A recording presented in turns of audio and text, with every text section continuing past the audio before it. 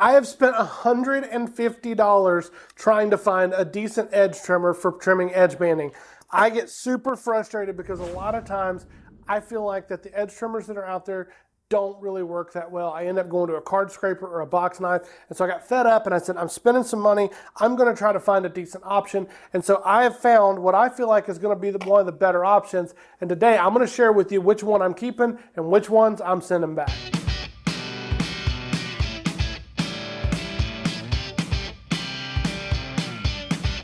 We got 5 different trimmers here we're looking at today. And this right here on the first one, this is the quad trimmer from FastCap. Now, this trimmer you've probably seen, it's fairly common. You see a lot of times in different shops and stuff. This one, however, is not as common. This is straight from Amazon, straight from China. And this is called the woodpecker. I feel like there's borderline a copyright issue there, but maybe the rules don't apply in China. Maybe that's a question you should ask China. This is about 25 bucks or so. This was about 25 bucks or so.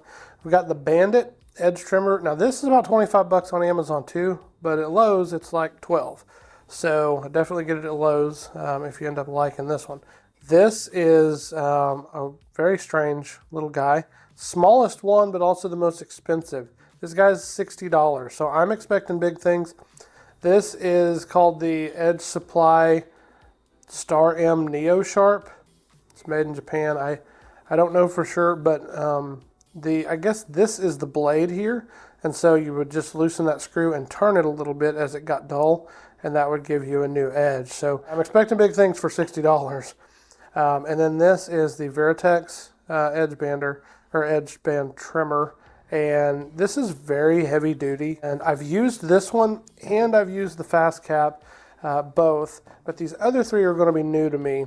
We're going to run through these and I'm going to tell you my experiences that I've already had with these 2, and then these are going to be just kind of figuring them out as we go. So just starting off with this quad trimmer, like I said before, I've used it before.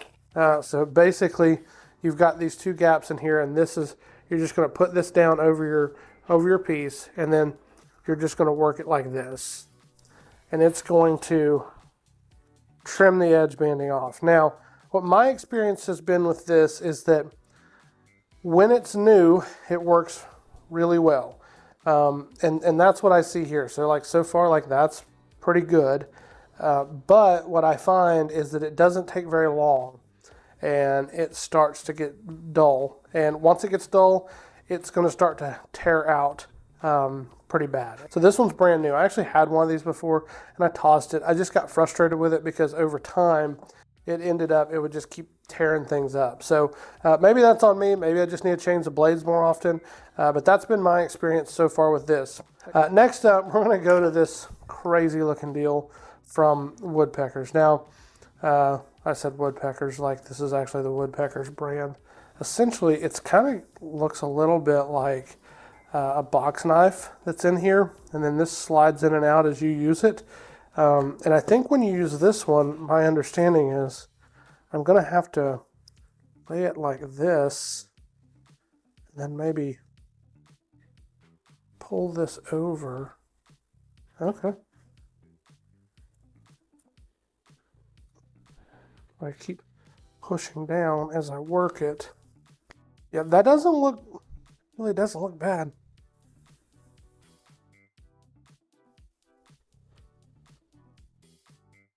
Not bad. It's a little bit of imperfection there, but it's not terrible.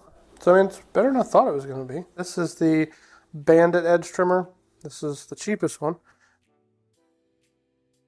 Okay, so there's the first thing I see here on that one is it dug in and grabbed the veneer on the plywood. That would definitely frustrate me if I was working on a shelf and that was a finished piece. So if it hadn't done that, it's honestly a good straight flat. It looks good, but I can't have that for sure. Let's look at this guy that is apparently made out of gold. Okay. Well, that was simple. Not gonna lie. Very simple. So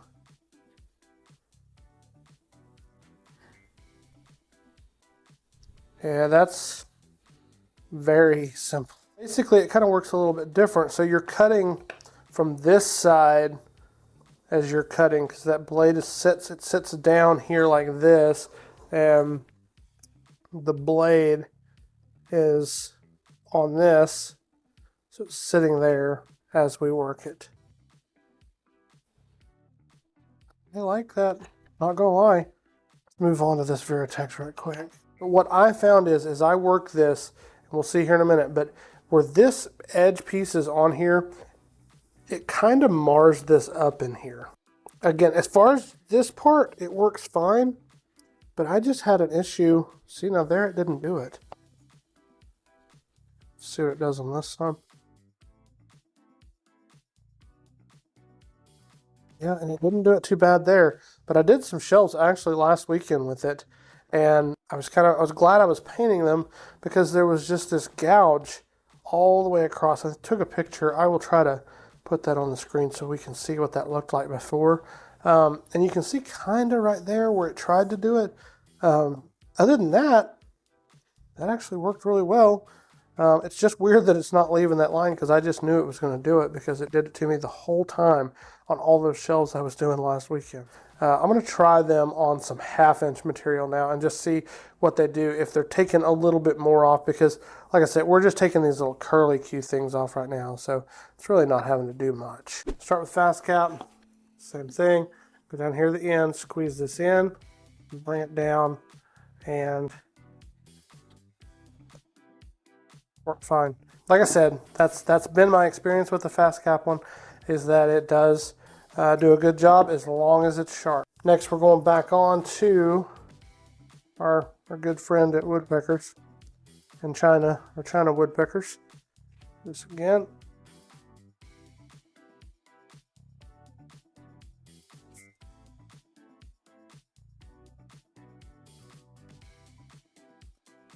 Not bad so far.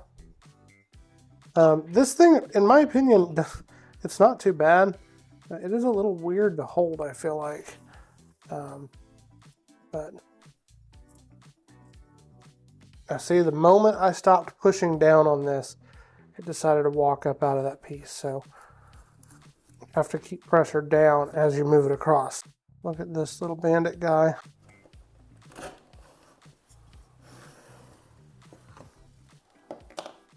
Catches, like when you first start, it's like it doesn't want to get started. Need to hit that again. And fortunately again.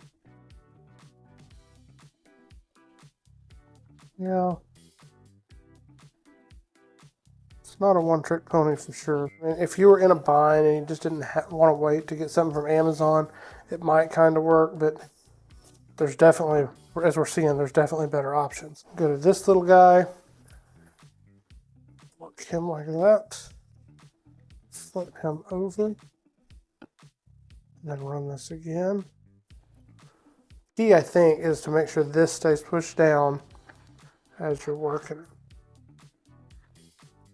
And I'm telling you, I know that thing's high, but it gives a killer edge, and it works. Last one is our Veritex. See, there it is. There's that gouge that it puts in there.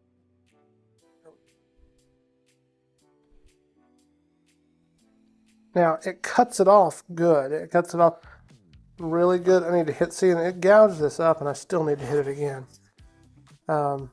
It cuts it off good, and it gives it a good smooth edge, but I just don't like this. All right, so what did we learn? Well, first off, this little bandit guy, he's trash. Not using that. I don't even want to take a chance on tearing up a piece, tearing the veneer off of pieces. Next up, probably our friends at Chinese Woodpeckers. They're not really cutting the mustard. It really does do a decent job, but the problem was it's just a little weird to handle. You got to constantly push down that blade as you work it. It's just kind of unwieldy, and so for those reasons, I'm out. The Veritex is probably next for me. I didn't hate this. I like that it's sturdy and big and hefty and it feels good in the hand, but I just don't like the unreliability. I don't know if they need to soften these edges or what they need to do, but I'm just having some issues there with it marring up my work pieces, so I can't really trust that.